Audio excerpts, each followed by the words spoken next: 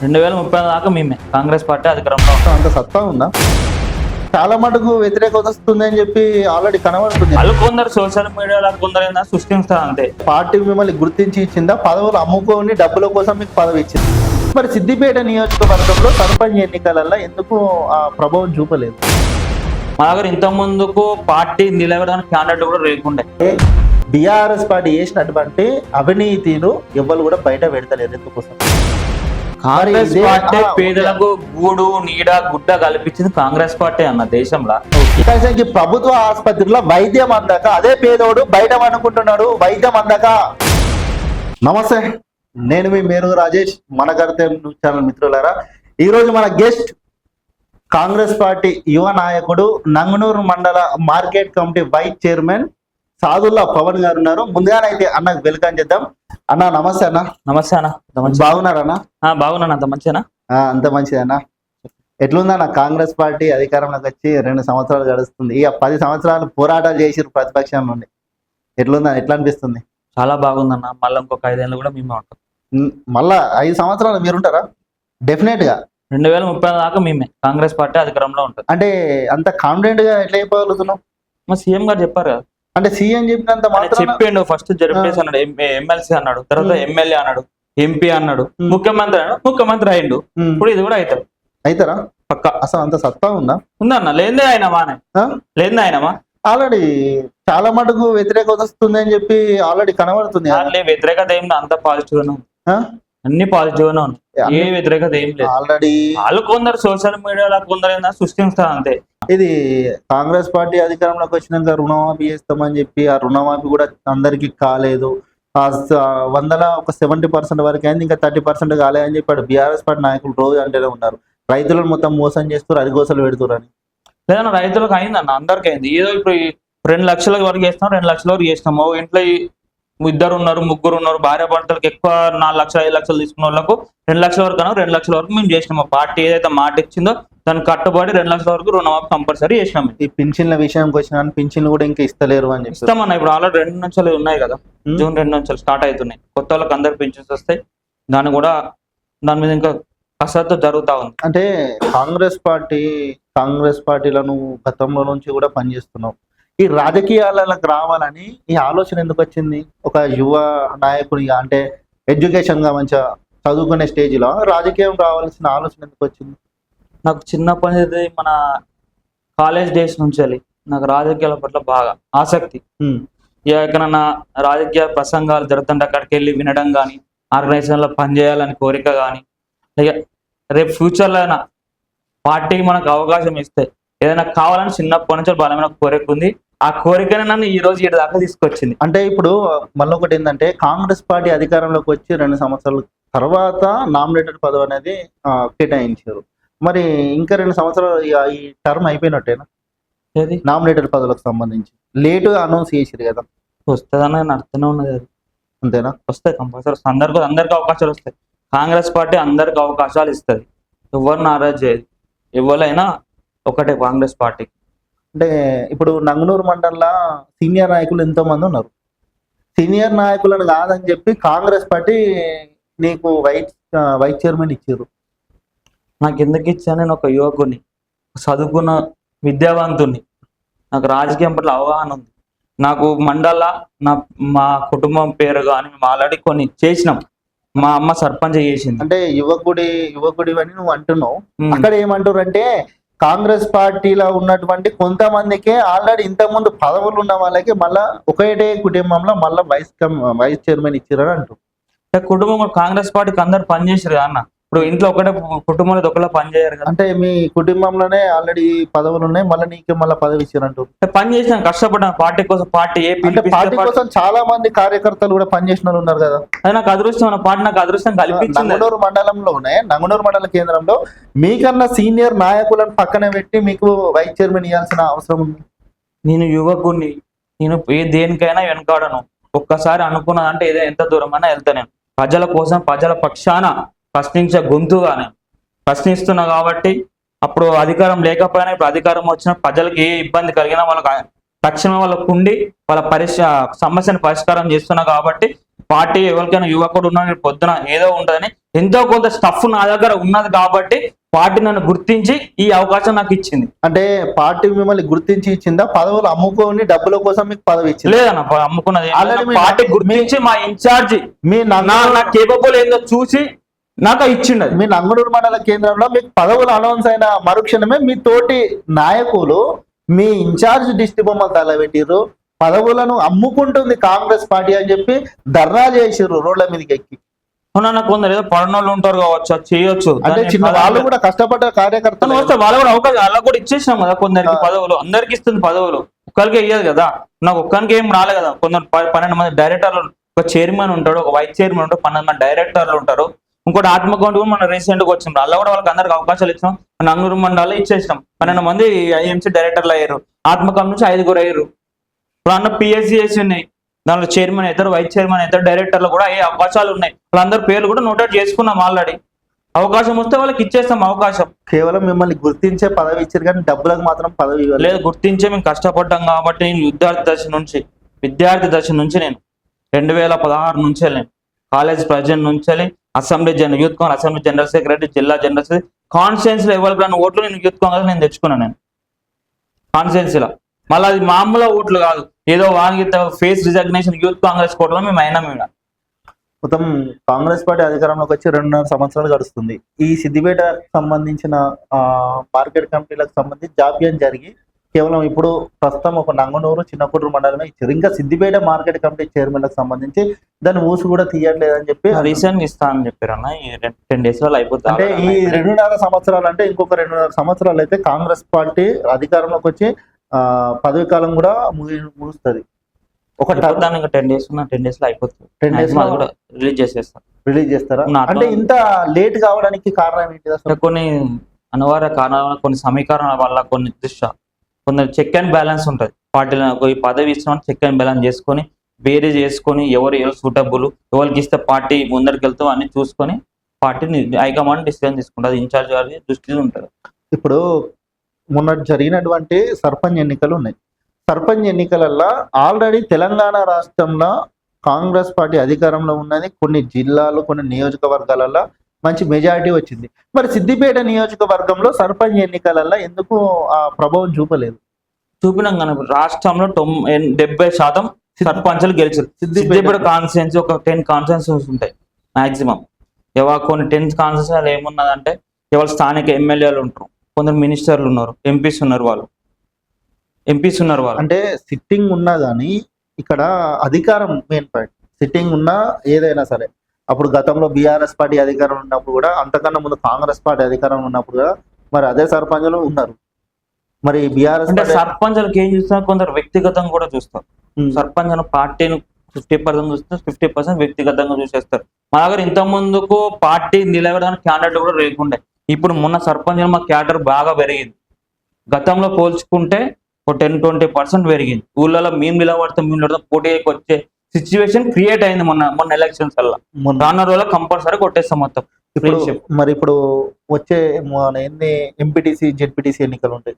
ఈ MPTC, ZPTC ఎన్నికలకు అభ్యర్థులు ఇప్పటికి కూడా కొంత ఉన్నారన్న. మా మండలానికి వచ్చేసరికి ఇప్పటికీ కూడా కొన్ని, అంటే సిద్దిపేట నియోజకవర్గంలో కొన్ని ప్రదేశాలలో కాంగ్రెస్ పార్టీకి ఎంపీటీసీ అభ్యర్థులు లేరు, జెడ్పీటీసీ అభ్యర్థులు లేరని టాక్ కూడా వినపడుతుంది. అది మీకు ఎవరు చెప్పారు నాకైతే తెలియదు. కానీ మా మండల ఇప్పుడు జెడ్పీటీసీకి 3-4 పోటీ పడతారు.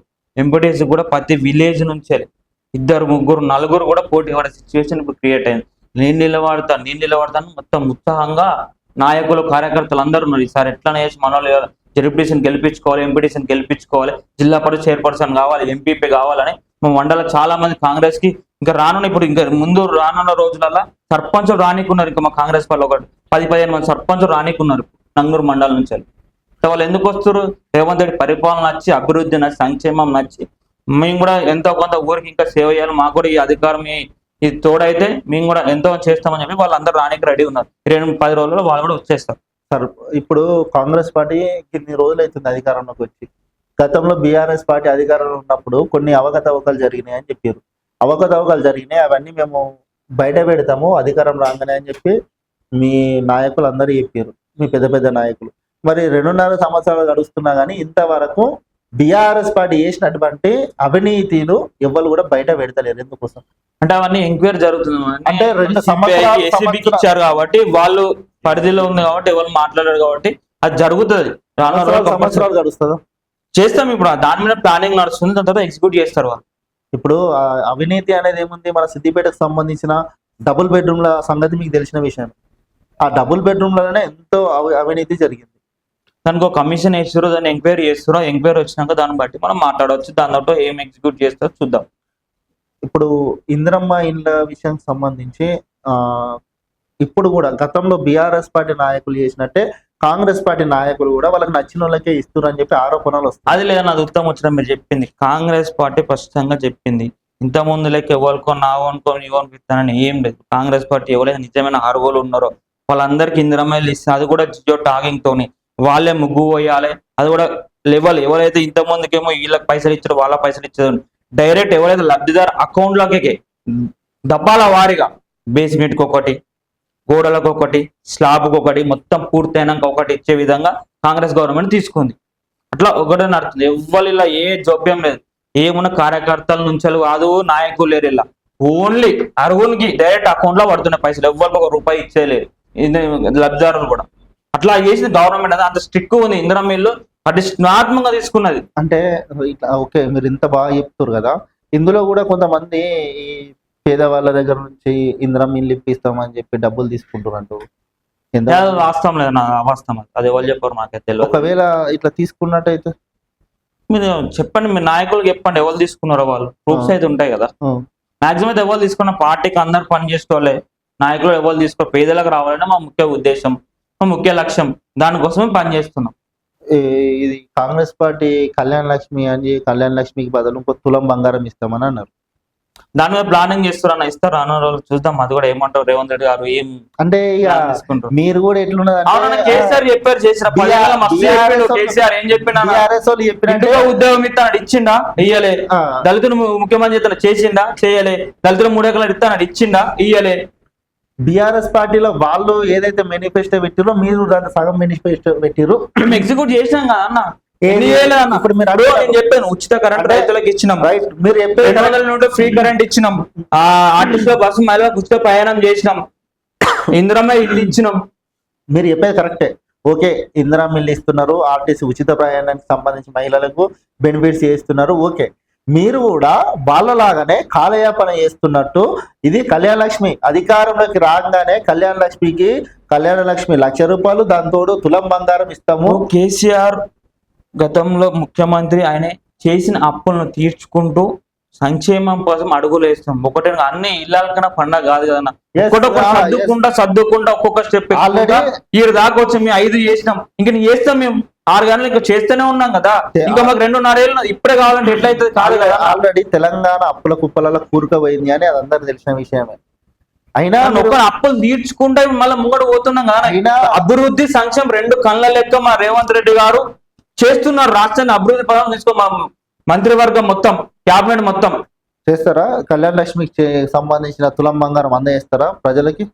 అది చూద్దామన్న వాళ్ళు క్యాబినెట్ ఏం నిర్ణయం తీసుకుంటారు. అదే చెక్లు అయితే వస్తున్నాయి, కళ్యాణ్ షాదీమోర్ చెక్లు అయితే ఇస్తున్నాం కదా అన్న. సీఎం రిలీఫ్ ఫండ్ LOCలు ఇస్తున్నాం, పాత పద్ధతిలోనే ఇస్తున్నారు. దాని నుంచి కసదు ఇప్పుడు ఉన్నాయి, ఇంకా 2.5 ఏళ్ళు ఉన్నాయి. చూద్దాం మన లాస్ట్ వరకు ఏదైతే చూద్దాం. మనం కూడా రావాలన్నా కోరుకున్న, పేదలకు లాభం చేయాలన్నా కోరుకున్న వ్యక్తులు మనం అంతా. మంచి మాట అన్నావు. కాంగ్రెస్ పార్టీ పేదలకు లాభం చేయాలనే మాట అని మాట్లాడుతున్నారు మీరు. ఓకే, కాంగ్రెస్ పార్టీ పేదలకు గూడు నీడ గుడ్డ కల్పించింది కాంగ్రెస్ పార్టీ అన్న దేశంలో. ఈ దేశానికి ససనం తెచ్చింది కాంగ్రెస్ పార్టీ. తెలంగాణ ఇచ్చింది కూడా కాంగ్రెస్ పార్టీ. రోజు మనం అందరం జరుపుకుంటున్నాం అంటే దీనికి కారణం ఎవరు? కాంగ్రెస్ పార్టీ కదా. ఓకే, ఇదంతా బాగా 1200 విద్యల ఆత్మ బలిదానాలు చూసి చెల్లించిపోయిన సోనియా గాంధీ గారు తెలంగాణ ఇచ్చిండు. ఎవరో ఇస్తే వాళ్ళ బిడ్డలు 1200 బిడ్డలు ఆత్మ బలిదానాలు తీసుకుంటే. ఓకే, మీరు చెప్పేదంతా మంచిగా ఉంది. కాంగ్రెస్ పార్టీ అంటే పేదల పార్టీ, పేద ప్రజల కోసమే పనిచేసే పార్టీ అంటారు. మరి ఇప్పుడు కాంగ్రెస్ పార్టీ తెలంగాణ రాష్ట్రంలో అధికారంలో ఉన్నది. ఇప్పుడు ప్రభుత్వ ఆసుపత్రులు ఉన్నాయన్న, కనీసం ఈ ప్రభుత్వ ఆసుపత్రిలో వైద్యం అందక అదే పేదోడు బయట అనుకుంటున్నాడు. వైద్యం అందక ఎందుకంటే With నా దగ్గర ప్రూఫ్స్ తో సహా ఉన్నాయి. మరి వైద్య ఎందుకు- శాఖ మంత్రి దామోదర్ రాజనరసింహ ఏం చేస్తుండు ఏం చేస్తుండు ప్రతి నిమిషం డాక్టర్లతో సమీక్షించుకుంటూ సమన్వయం చేసుకుంటూ ఏ పేదవాడిని కూడా ఆరోగ్యం అందే విధంగా ఆరోగ్యం అందకుండా ఉండకుండా అందే విధంగా ఆయన చొరవ తీసుకొని ప్రతి హాస్పిటల్ విజిట్ చేసుకుంటూ విజిట్ చేస్తుండు ఇప్పుడు కొత్త నిల్చు కడుతున్నాడు హైదరాబాద్ లో. హైదరాబాద్ పక్కన పెట్టి సిద్దిపేట ప్రభుత్వ ఆసుపత్రికి నేను తోలుకపోతా. అలా వైద్యులు ఉండగా పేదోనికి వైద్యం అందుతలేదు. ఒక 100 మంది బయట కూర్చుంటారు. అక్కడికి పోతే తెలుస్తుంది. లేదన్నా మీరు చెప్పదు మీకు తెలుస్తుంది. వారం రోజుల క్రితం నేనే పోయినా అదే ఆసుపత్రికి నేనే పోయినా. మొత్తం వచ్చాడు మళ్ళా నేను చూద్దాం అది ఇక్కడ గతంలో ఇన్ఛార్జ్ దృష్టికి మన ఇన్ఛార్జ్ మినిస్టర్ దృష్టికి దామోదర్ రాజనరసింహ దృష్టికి కూడా తీసుకుపోదాం. అది ఎందుకు దాన్ని గతంలో బీఆర్ఎస్ పార్టీ అధికారంలో ఉన్నప్పుడు ఆర్థిక శాఖ మంత్రి ఆరోగ్య శాఖ మంత్రి హరీష్ రావు గారు మంత్రిగా ఉన్నప్పుడు అదే గవర్నమెంట్ హాస్పిటల్ నెలలో 4 సార్లు విజిట్ చేసేటోడు. చేస్తారు కానీ మా ఇన్ఛార్జ్ కూడా చేస్తున్నారు. మంత్రులు ఎందుకు వస్తలేరు? వస్తారు వాళ్ళకు షెడ్యూల్ బిజీ వస్తారు. వాళ్ళు కూడా ఇక్కడ మంత్రులు రానున్న రోజుల్లో నెలకొకటి మినిస్టర్ ఆర్ ప్రోగ్రామ్ మీరు చెప్తున్న మాటలకే ఇది పేదోని ప్రభుత్వం, పేద ప్రజల కోసం పనిచేసే ప్రభుత్వం అంటారు కదా. మరి ఆ పేద ప్రజలు రోడ్ల మీద ఉంటున్నారు. అదే ప్రభుత్వ ఆసుపత్రి ముందట వైద్యం అందక వైద్యం అందుకని ఎందుకంటే ఇంకా కార్పొరేట్ హాస్పిటల్ కంటే గవర్నమెంట్ హాస్పిటల్ వైద్యమే మంచిగా జరుగుతుందని నేను అంటున్నా. మందులు వస్తలేవు. మందులు వస్తున్నాయి అన్న కరెక్టే వస్తున్నాయి. మందులు వస్తే నువ్వు అంటున్నావు. ఒకసారి పోయి చూద్దాం. రేపు మన పోదాం. రేపు పోదాంపా. ఇప్పుడంటే ఇప్పుడు రెడీ నేను జీవి తీసుకొని రండి. వైద్యం అందరికి అందుతుందన్న. ఎన్నో కొద్దిగా ధరపోవచ్చు నేను కాదంటలేను. కానీ దాన్ని షార్ట్ అవుట్ చేసుకొని మంచిగా వేదాలు కాదు అదే విధంగా మనం చూద్దాం. సరే మీరు అన్న మాట ఓకే. ఇంతవరకు వైద్యం అందుతుంది అంటున్నారు. సరే మీరు ఇంతమంది ఉన్నారు, మీ నాయకులు మీ కార్యకర్తలు మీరు ఇంతమంది ఉన్నారు. మరి ఇదే మంది అదే మరి ఆసుపత్రిని ఎందుకు విజిట్ చేస్తలేరు? చేసినాం కదా మొన్న కూడా రీసెంట్ గా చేసినాం. ఎప్పుడు చేసారు? మొన్న వారం రోజుల కిందట. అదే వారం రోజుల కిందట మీరు పోయినాక నేను పోవచ్చు. మరి జరిగింది డాక్టర్ల నిర్లక్ష్యానికి ఇన్సిడెంట్ జరిగింది. చాలా ఇన్సిడెంట్ జరుగుతున్నాయి. నా దగ్గర అందులో జరిగినటువంటి ప్రతి వీడియో ఫుటేజ్ నా దగ్గర ఉంది. సరే చూద్దాం. అది దాని మీద ఫస్ట్ చర్యలు తీసుకోవాలి. సరే చూద్దాం అన్న. దాని మీద చూసేద్దాం అన్న. ఇంకా మరి మీరు వైద్యం అందుతుంది ఓకే, పేదోనికి ఇంత చేస్తున్నామని చెప్తున్నారు. ఇప్పుడు మీరు ఇచ్చినటువంటి హామీలల్లా ఇప్పటి వరకు ఎన్ని హామీలు నెరవేర్చారు? ఎందుకన్నా అన్ని నెరవేర్చినాం. ఇంటిగ్రేటెడ్ స్కూల్స్ కానీ, పిల్లలకు రీఇంబర్స్మెంట్ కానీ, ఇప్పుడు ఉచిత బస్సు ప్రయాణం, ఇందిరమ్మ ఇల్లు, ఆర్టీసీ బస్సు ఇవి ఇస్తున్నారు. ఇంకా అదనంగా ఇచ్చినటువంటి నిరుద్యోగ వృద్ధి అది ఇస్తామన్న. దాని తర్వాత చూద్దాం. ఇంకా ఉన్నాయి కదా అన్న. పింఛన్ కూడా పెంచేది ఉన్నాయి, పెంచుతారు ఇంకా మా వాళ్ళు. ఇప్పటికీ మీరు పెంచుతాము అని ఇప్పుడు కొత్త పింఛన్స్ కూడా పొందారు. ఇప్పుడు వచ్చే వికలాంగుల కొత్త పింఛన్స్ కానీ, ఆసరా పింఛన్లు కానీ, దాంతో పింఛన్ను కానీ, ఒంటరి మళ్ళీ పింఛన్ కానీ ఇప్పుడు 2 నుంచి అనౌన్స్ చేస్తారు. కొత్త గత 10 ఏళ్ళ కొత్త పింఛన్లు ఇచ్చారా అని అడుగుతా ఉన్నా నేను మిమ్మల్ని. 10 ఏళ్ళ కొత్త పింఛన్ రాలే. ఇప్పుడు మేము అదే చెప్తున్నాం కానీ వచ్చిన కొత్త రేషన్ కార్డులు ఇచ్చారా? 10 ఏళ్ళ బీఆర్ఎస్ రేషన్ కార్డు ఇచ్చిందా? ఇప్పుడు ఇంటికి ఒక రేషన్ కార్డు ఇచ్చారు. ఇంత ముందుకు ఒకళ్ళు ఉంటే ఎవరికి ఇవ్వపోయేది. ఇద్దరు అనాములు 2 కొత్త రేషన్ కార్డులు ఇచ్చినాం. వాళ్ళకి ఇందిరామ ఇల్లు ఇచ్చినాం. గృహ జ్యోతి కరెంట్ ఇచ్చినాం. మేము ఆర్టీసీ బస్సులో ఆడపిల్లలు అక్క చెల్లెలు అందరూ కూడా ప్రయాణం చేస్తున్నారు. ఈ రోజు చేస్తలేరా? చేస్తురుగా. మరి చేస్తాం. ఒకటి అన్ని చేసుకుంటూనే పోతున్నాం. చేస్తాం. ఏదైతే మాట కాంగ్రెస్ పార్టీ ఎప్పుడైతే మాట ఇచ్చిందో ఆ మాట కట్టుబడి కంపల్సరీ చేసే విధంగా చేస్తారు. కాంగ్రెస్ పార్టీ ఒక్కసారి ఏదైతే హామీ ఇచ్చిందో ఆ హామీ తెలంగాణ ఎట్లయితే ఇస్తాను మాట ఇచ్చి తెలంగాణ ఎట్లయితే ఇచ్చిందో పది ఏదైతే వాగ్దానం చేసిందో ఏదైతే హామీ ఇచ్చిందో హామీ నెరవేర్చే బాధ్యత కాంగ్రెస్ పార్టీ నెరవేర్చని సందర్భంగా నేను చెప్తున్నా. బీఆర్ఎస్ పార్టీ నాయకులు అంటున్నారు ఏంటంటే అంటారన్న మస్తుగా అంటారు. వాళ్ళు అంటూనే ఉంటారు. వాళ్ళు ఏమంటారు? కాంగ్రెస్ పార్టీ వచ్చింది నిరుద్యోగ విద్యార్థులకు ఇబ్బంది పెడుతుంది, ఇటు రైతులకు గోస పెడుతుంది. కాంగ్రెస్ వచ్చింది కరెంట్ పోతుంది. కరెంట్ 24 గంటలు కరెంట్ ఇస్తున్నాం కానీ ఉచిత కరెంట్ అంటున్నారు కదా. వాళ్ళు అంటారు రైతులకు ఉచిత కరెంట్ ఇస్తున్నాం 24 గంటలు. ఇప్పుడు ఈ ధాన్యం విషయంలో కూడా చాలా మటుకు ధాన్యం కొనుగోలుకు సంబంధించి ఇబ్బంది జాప్యం జరుగుతుంది అన్న. రైతు అక్కడక్కడ జరిగిన ఇబ్బందులు వాస్తవమే. దానికి కారణం ఏంటంటే అక్కడ యుద్ధం ఒకటి. కేంద్రం కొనాల్సిన వాటా కేంద్రం కొంటలేదు.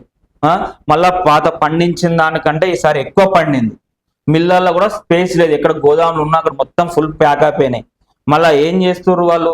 కొంటారు. అదే సన్న ఓట్లు అయితే అదే మిల్లర్లే రైతుల దగ్గర పోయి కొంటుర్రు. వాళ్ళకి బోనస్ 500 ఇచ్చి మరి దొడ్డు బియ్యం కాబట్టి కొంచెం కొండలేరు, అంతేనా? మళ్ళీ అంతకంటే ఒక సీజన్ ఈసారి లేట్ అయింది అన్న. ఇప్పుడు అంత ముందుకేమో తొందర వచ్చేది, సో ఒక 1 month చాలా లేట్ అయింది. మళ్ళా ఇప్పుడు రేవంత్ రెడ్డి సిక్కించి కలెక్టర్ గారు ఈ పోలీస్ వ్యవస్థ మొత్తం మీరు లాపి రైతుల దగ్గర పంపిస్తాను. ఇక్కడ పంపించిన చరిత్ర ఉందా అన్న బీఆర్ఎస్ వాళ్ళు 10 ఏళ్ళ? రైతులు అడుగు ఊరే అంటే ఊరే అన్నారు కేసీఆర్ గారు, ఇప్పుడు వీళ్ళు అంటారు రేవంత్ రెడ్డి అంటారు, అట్లా అంటలేరు కదా.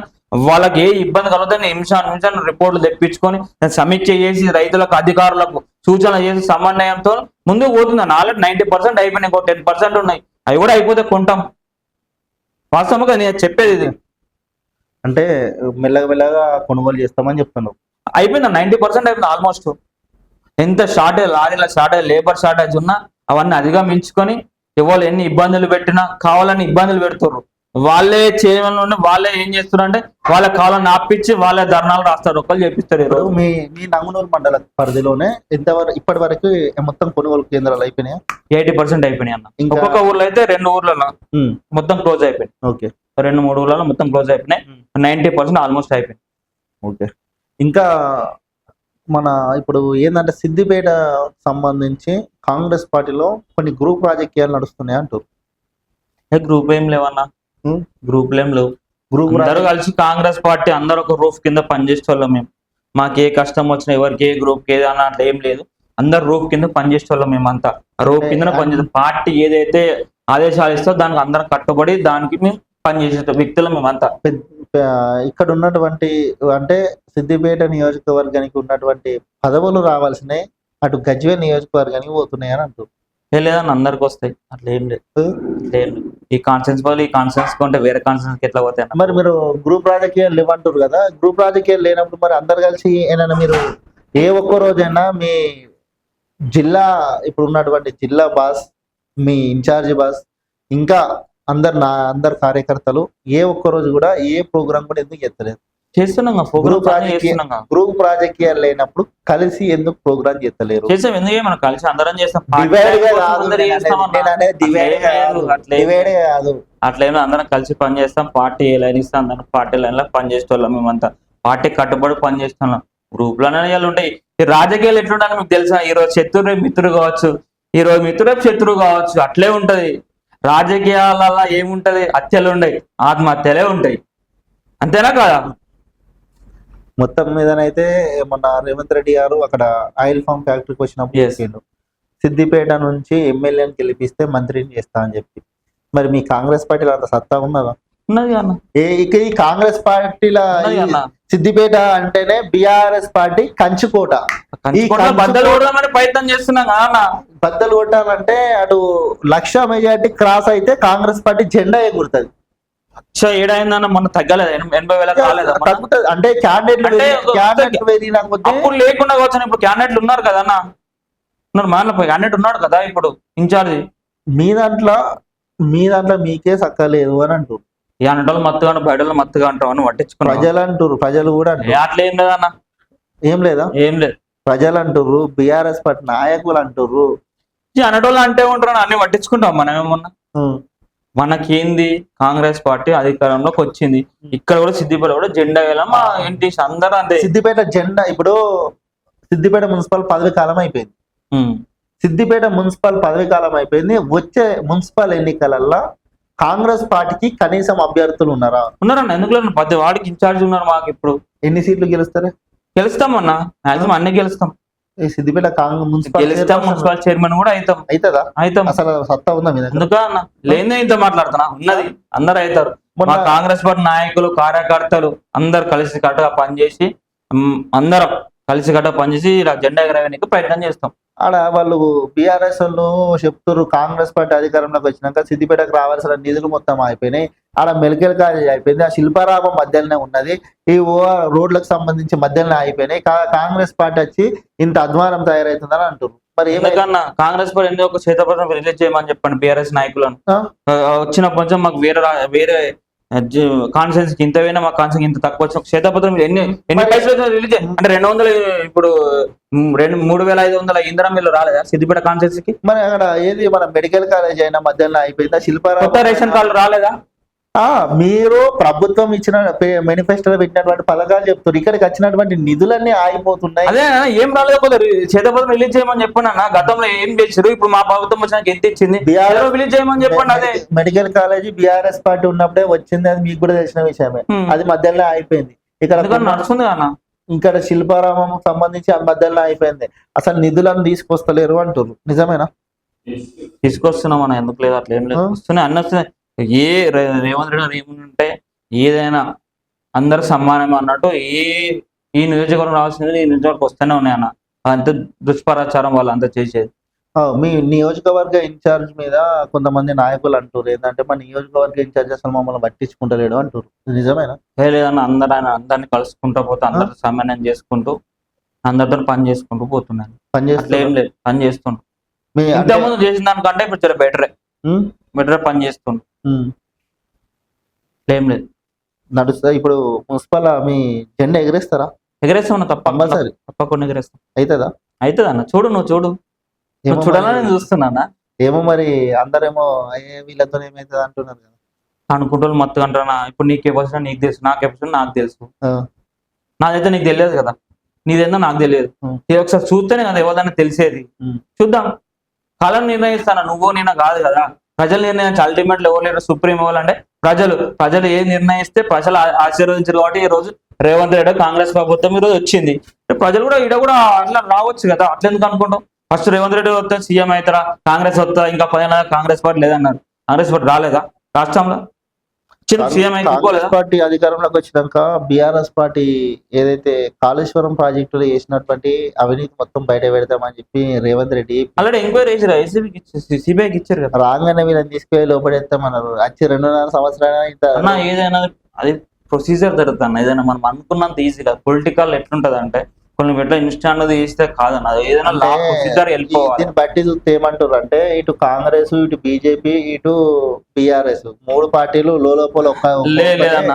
కాంగ్రెస్ అలాంటిది ఏం లేదు, బీజేపీ బీఆర్ఎస్ ఒకటి, అది వాస్తవం. బీజేపీ బీఆర్ఎస్ ఒకటని మీరు అంటారు, కాంగ్రెస్ బీజేపీ ఒకటని వాళ్ళు అంటారు, ఆ బీఆర్ఎస్ కాంగ్రెస్ ఒకటని బీజేపీ వాళ్ళు అంటారు. అంటే మీరు 3 పార్టీలో కలిసి జనాలను పిచ్చోళ్ళని చేయడానికి బీఆర్ఎస్ బీజేపీ ఒకటి. కాంగ్రెస్ ఎప్పుడైనా ప్రజల పక్షాన ప్రజల గురించి ఆలోచించే పార్టీ కాంగ్రెస్ పార్టీ.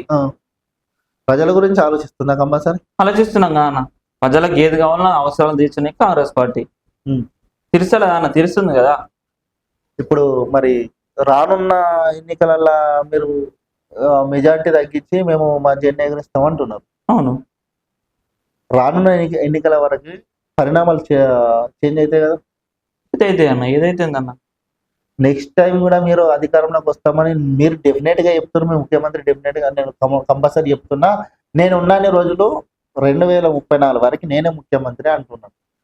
గతంలో బీఆర్ఎస్ పార్టీ అధికారంలో ఉన్నప్పుడు కూడా 2 సార్లు ముఖ్యమంత్రి కేసీఆర్ ఉన్నా కూడా 3వ సారి కూడా మాదే అని చెప్పారు. నా దాన్ని నేను ఒక ఎగ్జాంపుల్ చెప్తా. ఫస్ట్ 10 ఏళ్ళు ఎవరు చేశారు? చంద్రబాబు నాయుడు. తర్వాత 10 ఏళ్ళు ఎవరు చేశారు? రాజశేఖర రెడ్డి గారు చేశారు. తర్వాత 10 ఏళ్ళు ఎవరు చేశారు? కేసీఆర్ చేశారు. రేవంత్ రెడ్డి 10 ఏళ్ళు చేశారు. మీరు చూసుకోరు, గతంలో జరిగిన దాన్ని బట్టే ఇప్పుడు వస్తుంది. తమిళనాడు రాజకీయాలు అసలు అంత పెద్ద నాయకుడిని అసంటిదే జరిగింది మొన్న చూసినటువంటి ఎన్నికలలో. ఇక్కడ అయితే అంత పాసిబుల్ అవుతుందా సెకండ్ టైం మీరు అధికారంలోకి రావడానికి? వస్తామన్నా, సెకండ్ టైం వస్తాం. ఆల్రెడీ పాలిటిక్స్ అనేది ఎవరి చేంజ్ అవుతుంది, కానీ ఇక్కడ మనం తీసుకున్న దాన్ని బట్టి ఆధారపడి ఉంటుంది. మనం హిస్టరీ చూసుకుందాం అన్న. హిస్టరీ ఏమో నీకు ఇప్పుడే చెప్పినా ఆల్రెడీ 2004 నుంచి 2014 వరకు కాంగ్రెస్ ప్రభుత్వం ఉంది. 2014 నుంచి 2007 వరకు కేసీఆర్ ప్రభుత్వం ఉంది. 23లో మేము వచ్చేసినాం కదా. ఆల్రెడీ హైదరాబాద్ సంబంధించి హైడ్రా విషయంలోనే ప్రజలు తిరగబడుతుర్రు. పేదోని ఇళ్ళని కూలగొడుతుంది కాంగ్రెస్ ప్రభుత్వం వచ్చి, పేదోన్ని రోడ్డు పాలు చేస్తుందని చెప్పి కన్నీరు కాలుతారు. అటు మొన్న చూసినాం, ఖమ్మం కూడా చూసినాం, సంఘటనలు జరుగుతున్నాయి కదా. ఏం లేదు, హైడ్రా కొంత దుష్ప్రభావం సోషల్ మీడియా వల్ల అయింది. కొందరికి పేదలకు అయితే వాళ్ళందరూ మళ్ళా పునరావాసం కల్పించి వాళ్ళందరూ డబుల్ బెడ్రూమ్ ఇల్లు కట్టిస్తామని కూడా మా రేవంత్ రెడ్డి గారు, మన పొంగులేటి శ్రీనివాస్ గారు కూడా చెప్పారు. ఇప్పుడు సరే హైడ్రా చెరువులో పునరుద్ధరించే, చెరువులు లేకపోతే ఎట్లా మనం భవిష్యత్ తరాలకు ఏమిస్తామన్నా? మనం పర్యావరణం రక్షించుకోవాలి కదా. ఇప్పుడు వర్షం పడితే హైదరాబాద్ పోతే ఒక వర్షం పడితే ఎంత సిచ్యువేషన్, ట్రాఫిక్ ఎన్నో అవుతుంది, వాటర్ అని రోడ్ మీకు వస్తాయి, అంతే కదా. అంటే ఇష్టం వచ్చిన 10 ఏళ్ళలో వాళ్ళు ఇచ్చారు, వాళ్ళ పర్మిషన్లే ఇచ్చారు కదా, ఈ కొత్త ఘటనే కాదు కదా. మరి వాళ్ళకి అప్పుడు తెలియలేదా? వాళ్ళ అధికారంలో ఉన్నారు కదా, వాళ్ళే ఇప్పుడు ముసలి కన్నీరు కాలుస్తున్నారు. మరి మీరు అధికారంలోకి వచ్చారు కదా, తీసుకో లోపడేయాలి కదా కేసులు పెట్టి. ఏదో ప్రొసీజర్ జరుగుతున్నా, లా ప్రొసీజర్ అంటే కొద్దిగా లేట్ అయినా న్యాయం మాత్రం ఇనిషియేటివ్ ఉంటది. అది అట్లా లా అనేది కొద్దిగా చట్టానికి ఎవరు చుట్టం కాదన్న. చట్టం ఎప్పుడైనా కొద్దిగా లేట్ కావచ్చు, చుట్టాలా చుట్టా పెడుతుంది అంతే చట్టం. కొంతకాలం నుంచి సిద్దిపేట నియోజకవర్గంలో కొన్ని ప్రభుత్వ భూములకు సంబంధించిన సరే పట్ట భూములకు సంబంధించిన జాగలను ఇటు కాంగ్రెస్ పార్టీ అధికారంలో ఉండే అండతోని కొంతమంది నాయకులు కబ్జాలు చేస్తున్నారు.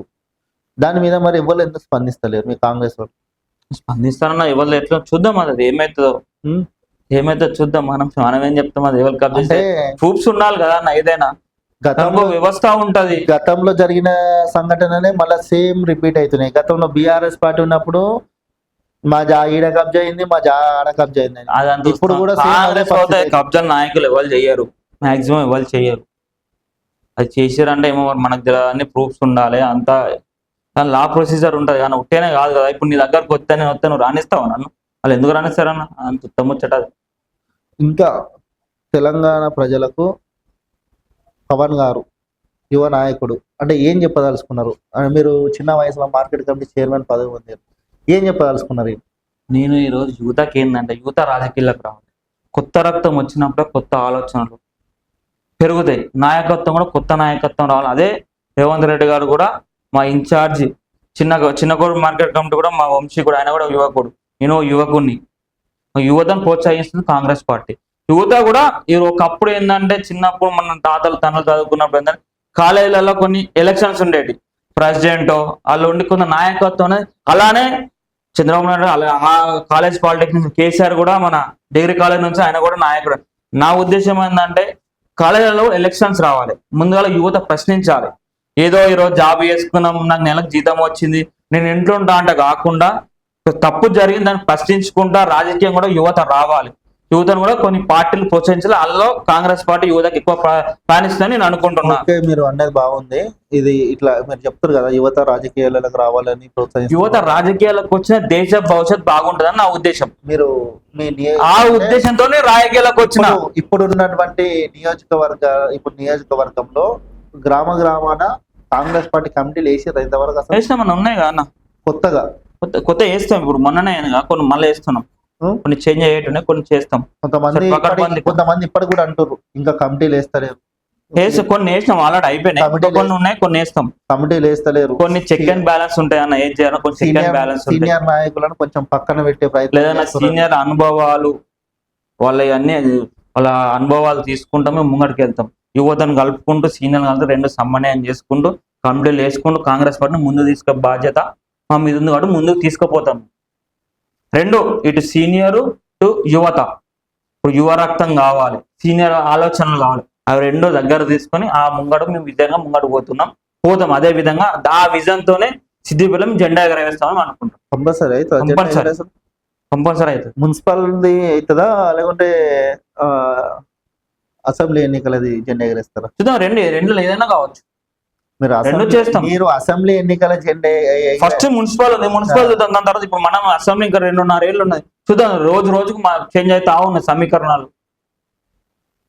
ఎవరు చూస్తారో, ఎవరు అభ్యర్థులు, ఎవరు పార్టీ ఏ లైన్లో ఉంటాయి, ఎవరు ఏరుంటారో చూద్దాం. అప్పుడు దాన్ని బట్టి ఇప్పుడు ఆలోచన చేద్దాం మనం. మొత్తం మీద అయితే సిద్దిపేటలో కాంగ్రెస్ పార్టీ జెండా ఎగరేస్తానంటారు. ఎగరేస్తామన్నా, తప్పకుండా. సాధ్యం అయ్యే పని ఏదైనా సాధ్యం. ఒక అడుగు 1000 అడుగులు నడవాలన్నా ఒక అడుగుతోనే సాధ్యమవుతుంది. అనుకున్నారు ఇంతకుముందు క్యాడర్ లేకుండే, ఇప్పుడు క్యాడర్ పెరిగింది. ఇప్పుడు సిద్దిపేట కాన్స్టిట్యున్సీలా ఇంతకుముందు పదవులు ఎవరున్నాయన్నా ఎవరికి లేవు. ఇప్పుడు అందరు పదవులు వచ్చినాయి. ఇప్పుడు మార్కెట్ కమిటీలు అయినాయి. ఇప్పుడు సిద్దిపేట కూడా బాణంలో వస్తుంది. ఆత్మ కమిటీ వచ్చింది, గ్రంథాలయం చైర్మన్ వచ్చింది, కార్పొరేషన్స్ వచ్చినాయి. అంతే నాన్న, అన్ని పోస్టులు వాళ్ళందరూ వచ్చేసినాయి, పోస్టులు అందరికి ఇచ్చేసారు. కొత్త మినిస్టర్స్ వచ్చారు. ఇప్పుడు వ్యవస్థ అనేది ఒకటి ఉంది, ఒకప్పుడు వ్యవస్థ లేదు కదా, ఇప్పుడు వ్యవస్థ అనేది ఉంది. సో నెక్స్ట్ టార్గెట్ ఇది కాబట్టి పని చేస్తాము. మరి ఇప్పుడు నువ్వు చదువుకోవాల్సిన వయసులో చదువుకొని ఉద్యోగం చేయాల్సిందే ఈ రోజులలో, రాజకీయంలోకి వచ్చి ఏం చేద్దామని అనుకున్నావు? అసలు రాజకీయాలకు ఎందుకు వచ్చిందంటే ఆసక్తి అన్న. ఫస్ట్ ఇప్పుడు రాజకీయ సభలు జరుగుతున్నా, రాజకీయ నాయకులు ప్రసంగాలన్న నాకు ఇష్టం. మన రాజీవ్ గాంధీ గారిది ఆయనది ఇష్టం. రాహుల్ గాంధీ గారు, అలానే రేవంత్ రెడ్డి గారు, ఇలా ప్రసంగాలు ఎప్పటికీ నేను వింటున్నా. నాకు రాజకీయాల అవగాహన వచ్చింది, జర ప్రోత్సాహం నాకు ఎక్కువ అనిపించింది. సో నాకు ఎందుకు అనిపించింది రాజకీయాలకు ఎందుకు రావాలనిపించింది అంటే, ఇప్పుడు చదువుకొని ఇంట్లో డాక్టర్ అయిన అనుకో వాళ్ళకి తండ్రికి గౌరవం ఉంటుంది. అదే ఒక ఇంజనీర్ అయిన అనుకో చదువుకొని విదేశాలకు వెళ్తే వాళ్ళ కుటుంబానికి గౌరవం ఉంటుంది. అదే ఒక టీచర్ అయిన అనుకో వారికి వాళ్ళ మందమే మనం సేవ చేయగలుగుతాం. అదే రాజకీయ నాయకులం అయితే మన ప్రాంతానికో, మన మండలానికో, మన జిల్లాకో, మన రాష్ట్రానికో మన సేవ, దాంట్లో విషయాలమైన అవకాశాలను, విస్తృతమైన అవకాశాలను మనం ఇలాకి వస్తే, రాజకీయాలకు వస్తే మన అనుకున్న వాళ్ళకి ఎంతో కొంత సాయం చేయొచ్చు. మనం ఏదైనా వాళ్ళకి ఒక పని ఉన్నదంట, పని మన దగ్గరకు వస్తే మనం ఆ పనికి మన అయ్యే విధంగా మనకి ఎంత సాధ్యమైతే అంత సాధ్యమైన విధంగా మనం చేయొచ్చు అనే ఉద్దేశంతో దీన్ని మనం అందుకని రాజకీయాలకు రావడం జరిగింది. అదే అనుకున్నది అయితే మొత్తమే అనేది సాధించినాం. అందుకే నంగనూరు మండలం మార్కెట్ కమిటీ వైస్ చైర్మన్ పదవి అయితే వచ్చింది. మరి ఇప్పుడు ఇక ప్రజలకు మరి దగ్గరనే ఉంటున్నావా లేకుంటే ప్రజల దగ్గర ప్రజలకు అందుబాటులో ఉంటా. ప్రజలు ఎప్పుడు నాకు ఎప్పుడు ఎవరు కార్యకర్త ఫోన్ చేసినా, బయట ఎవరు ఫోన్ చేసినా వాళ్ళకి అందుబాటులో ఉంటాం. వాళ్ళకి ఏ సమస్య ఉందో దాన్ని తను వెంటనే పరిష్కరిస్తున్నా. నేను నా దృష్టికి ఏది వస్తే అది అధికారుల దృష్టి తీసుకోబోతున్నా, ఇన్ఛార్జ్ దృష్టి తీసుకోబోతున్నా, ఇన్ఛార్జ్ మినిస్టర్ దృష్టి తీసుకోబోతున్నా. ఆ ప్రాబ్లం ఏదో నేను ఎప్పుడు షార్ట్ అవుట్ చేస్తున్నాం. లాస్ట్ క్వశ్చన్, సిద్దిపేట ప్రజలకు పవన్ గారు ఏం చెప్దాం అనుకుంటున్నారు? అంటే వచ్చే ఎన్నికలకు, ఇప్పుడు రానున్న మున్సిపల్ ఎన్నికలు, ఎంపీటీసీ జెడ్పీటీసీ ఎన్నికలైనా దానికోసం ఏం చెప్పదలుచుకున్నారు? గత 40 ఏళ్ల నుంచి కుటుంబం పరిపాలిస్తుంది, వాళ్ళ అనుచరులు ఈసారి కొత్తలకు అవకాశం ఇవ్వండి, కాంగ్రెస్ పార్టీకి అవకాశం ఇవ్వండి. సిద్దిపేటను మరింత అందంగా, మొత్తం సుందరవనంగా ఇంకా డెవలప్, మన హైదరాబాద్ పోటీ పడే విధంగా చేసుకుందామని నా ఉద్దేశం. ఆల్రెడీ దానికి ఒక అవకాశం ఇవ్వండి.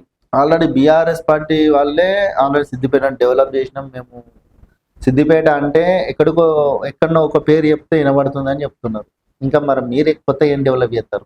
చూడు నాన్న, వరంగల్ సింగపూర్లకి వేస్తాను కేసీఆర్ చేసిందా? మేము ఏం చెప్తున్నాం, హైదరాబాద్ ఇదే విధంగా ఎలాగైతే డెవలప్ అయిందో ఇంకా మనకు సిద్దిపేట ఇంకా చాలా కావాల్సింది, ఇంకా కొద్దిగా అభివృద్ధి చెందాల్సి ఉంది. ఫ్యాక్టరీల పరంగా, ఎంప్లాయ్మెంట్ పరంగా, ఎంప్లాయ్మెంట్ లేదు, ఫ్యాక్టరీలు లేవు. ఫ్యాక్టరీకి వస్తే కొంతమందికి ఉపాధి దొరుకుతుంది. యువత ఇప్పుడు ఇక్కడ నుంచి ఎక్కడికో హైదరాబాద్ పోతారు, అంత ఉద్యోగాలు చేస్తారు. అది సిద్దిపేటకు వస్తే ఇక్కడ ఇంకా పెరుగుతుంది నా ఉద్దేశం. అంతే ఎకనామీ పెరుగుతుంది, జాబ్స్ వస్తాయి. జాబ్స్ వస్తే మనకు కూడా ఇక్కడ వాల్యూ ఉన్న ల్యాండ్లో వాల్యూస్ అనేవి ఇంకా పెరుగుతూ ఉంటాయి. అట్లా నా ఉద్దేశం. ఇంకా డెవలప్ కావాలి, ఎంప్లాయ్మెంట్ క్రియేట్ కావాలి యూత్కి, అది నా మెయిన్ ఉద్దేశం. అయితే పవన్ ఏంటంటే ఇప్పుడు ఆల్రెడీ మీకు ఒక పదవి ఉన్నది, వైస్ చైర్మన్ పదవి ఉంది, నంగనూరు మండల మార్కెట్ కమిటీ వైస్ చైర్మన్. అయితే ఇప్పుడు రానున్నటువంటి జెడ్పీటీసీ ఎన్నికలలో జెడ్పీటీసీగా పోటీ చేయాలనే సమాచారం కూడా నాతో ఉంది. ఎందుకంటే గతంలో కూడా మీరు పోటీ చేసిర్రు, గతంలో కూడా. ఇప్పుడు కూడా కొంచెం సమాచారం ఉంది ఏంటంటే మళ్ళీ జెడ్పీటీసీగా పోటీ చేయాలని అనుకుంటుండ్రు పవన్ అని చెప్పి నాకు సమాచారం ఉంది. ఇది ఎంతవరకు నిజం? కొద్దిగా ఇప్పుడు ఎవరికైనా పార్టీలో ఏదో ఒకటి కావాలని ఉంటది. పార్టీ అవకాశం ఇస్తే మాత్రం తప్పకుండా చేసేది. అది మా ఇన్ఛార్జి నిర్ణయం మీద ఆధారపడి ఉంటే, పార్టీ హైకమాండ్ మీద నిర్ణయం ఉంటాయి. ఎవరు సూటబుల్ అని పార్టీ ఎవరు నిర్ణయిస్తే వాళ్ళకి కట్టుబడి పనిచేస్తా. నాకు అవకాశం ఇస్తే మాత్రం 100% చేసే బాధ్యత. అంటే ఆల్రెడీ ఇప్పుడు గతంలో మీ ఇంట్లోనే ఆల్రెడీ 3 పదవులు ఉన్నాయి. మళ్ళీ ఇప్పుడు నువ్వు already market committee vice chairman కొనసాగుతున్నావు. ఇక మళ్ళీ పార్టీ ఇట్లా అవకాశం ఇచ్చుకుంటూ పోతే ఒకటే కుటుంబ రాజకీయం గడుపుతున్నట్టు గతంలో అంటే అది నా చేతిలో లేదు కదా. పార్టీ వాళ్ళ ప్రొఫైల్ చూస్తారు, ఎడ్యుకేషన్ క్వాలిఫికేషన్ చూస్తారు, బ్యాక్గ్రౌండ్ చూస్తారు, మనం వాళ్ళకి ఎంత అన్ని చూస్తారు. వీళ్ళకి నిజంగా రాజకీయ కుటుంబ పరిచయాలు ఉన్నాయి, అన్ని కోణాలలో చూసి పార్టీ ఏ నిర్ణయం తీసుకున్నా ఆ నిర్ణయానికి కట్టుబడి పనిచేస్తాను. నాకే అంటలేను, ఎవరికి వచ్చిన పార్టీ లైన్ తీసుకున్నది నా అభ్యర్థి నాకు కట్టుబడి పని చేస్తా, 100% పని చేయడానికి రెడీ ఉన్నా. పార్టీ ఎగరాల, పార్టీ జెండా రావాలి, పార్టీ వస్తేనే మాకు కూడా మనుగడ ఉంటుంది. పార్టీ పేరు చెప్పుకుంటున్నాం అంతేనా కాను, పార్టీ లైన్ ఏది ఇస్తే దాన్ని కట్టుబడి పనిచేస్తాను. పార్టీ కట్టుబడి పనిచేస్తా వాస్తవం. అంటే నేను నాకు సొంతంగా నేను చెయ్యాలని కాదండి, పార్టీ అవకాశం ఇస్తే మాత్రం కంపల్సరీ చేస్తా అన్నది, అది 100%. అది ఒక్కసారి ఆలోచించుకున్నాక వెనకవే ప్రసక్తి ఉండదు. ఒక్కసారి మాట ఇచ్చినామంటే వెనకవే ప్రసక్తి ఉంది. 100 అయినా 150 అయినా నా సిద్ధాంతం. ఒక్కసారి నేను అనుకున్నాను టార్గెట్, అది ఏది ఏమైనా సరే ఒక్కసారి తీసుకున్న నిర్ణయం దానికోసం ఎంత దూరమైనా వెళ్తాను. ఎవరిని కూడా లెక్క చేయాలి, ఎవరిని భయపడాల్సిన అవసరం లేదు, ఎవరిని కూడా భయపడండి. తప్పు అయిన మందరూ ఎవరికి ఎందుకు భయపడాలి అని నా ఉద్దేశం. అంటే మీరు తప్పు అయినప్పుడు కాదు, కానీ ఏంటంటే ఒకటే చిన్న లాజిక్ ఏంటంటే ఒకటే కుటుంబానికి పదవులని ఆ ఒక్క ఉద్దేశం అనేది వస్తుంది కదా బయట. నేను చెప్పలేను కానీ పార్టీ ఎన్ని చూస్తుంది కదా, పార్టీ అన్ని ప్రొఫైల్ చూస్తుంది కదా. పుట్టిగా నేను అనుకున్న మాత్రం కాదు కదా, నా చేతుల్లో కాదు కదా. పార్టీ హైకమాండ్ నిర్ణయం తీసుకోవాలి, ఇన్ఛార్జ్ నిర్ణయం తీసుకోవాలి, దాని సమీకరణాలు చూసుకోవాలి. అంతే నాకు నేను ఒక్కని అనుకున్నాను కాదు కదా. పార్టీ అవకాశం ఇస్తే చేసి డెఫినెట్లీ చేసి, దాంట్లో no doubt at all. Right. చూస్తున్నాం కదా, నంగునూరు మండల market committee vice chairman Sadulla Pavan చెప్తుంది ఏంటంటే, వచ్చే ఎన్నికలలో మా కాంగ్రెస్ పార్టీ జెండా ఎగరవేస్తాం, యువత రాజకీయాలలోకి రావాలి. సిద్దిపేటలో ఇప్పుడు జరగనున్నటువంటి మున్సిపల్ ఎన్నికల్లో కూడా చైర్పర్సన్ కైవసం చేసుకుంటామని చెప్పి సాదుల్లా పవన్ గారు చెప్తున్నారు. అట్లనే సిద్దిపేటను డెవలప్ చేస్తామని చెప్తున్నారు. చూద్దాం మరి వీళ్ళు ఎంతగానో సిద్దిపేటను డెవలప్ చేస్తారు. మరి సిద్దిపేట మున్సిపల్ చైర్పర్సన్ కైవసం చేసుకుంటారా మరి ఎన్నికల తర్వాత అయితే చూద్దాం. చూస్తూనే ఉండండి మన కర్తవ్యం. నేను మీ మేరుగు రాజేష్.